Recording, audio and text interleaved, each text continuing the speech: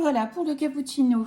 Donc là, j'ai mis du lait. Alors, j'ai pas rempli parce que comme je suis la seule à boire des cappuccinos, voilà, j'ai mis à peu près au premier tiers en quantité de lait. Donc là, j'ai plus de lait de noisette, donc j'ai pris du lait entier. Donc, je l'allume sur le côté. Là, il y a le petit bouton.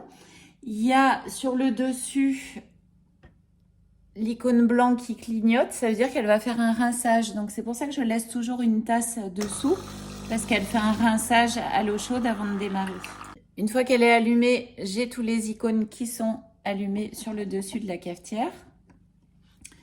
Donc, j'ai branché sur mon pot à lait le côté noir et le côté en métal. Je soulève le petit truc là et je vais le brancher dedans. Voilà. Je vais mettre ma tasse dessous. Alors, bien sûr, ça, c'est réglable en hauteur. Donc là, j'ai une tasse assez grande. Et je vais appuyer. Donc, ici, c'est pour un café court, café long, cappuccino, latte macchiato et pour du lait. Et là, pour de l'eau chaude pour faire le thé. Là, j'ai lancé le cappuccino.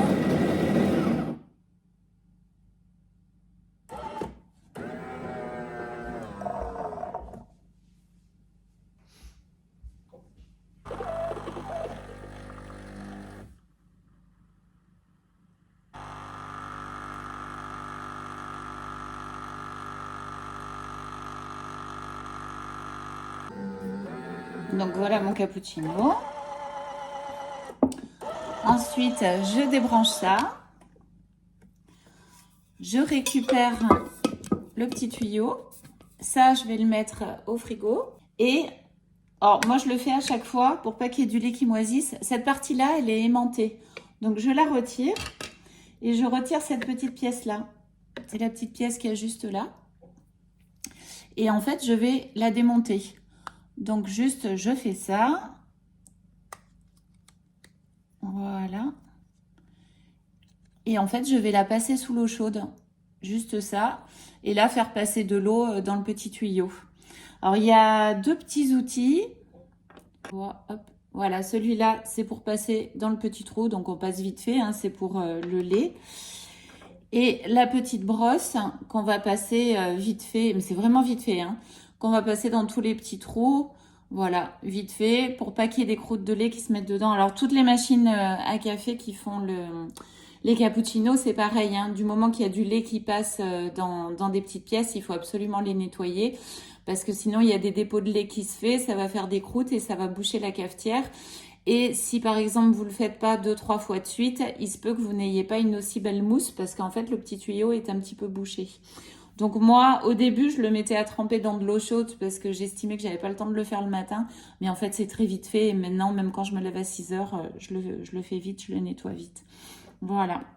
Donc, il y a juste ça à faire après le cappuccino. Vous réenclenchez les pièces. Donc voilà, bien faire gaffe que celui qui se clipse sur le côté, il y ait le trou sur le côté. Voilà, et puis là je remets tout. Non, c'est de l'autre côté. Voilà, et après il y a juste à clipser ça. Voilà.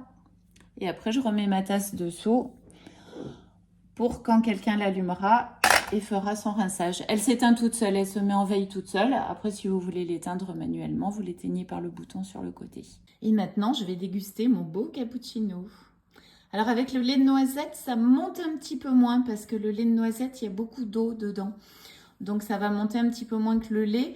Le lait, c'est bien de prendre du lait entier. Plus le lait est gras et plus ça va monter. Et de le mettre au frigo. Bonne journée!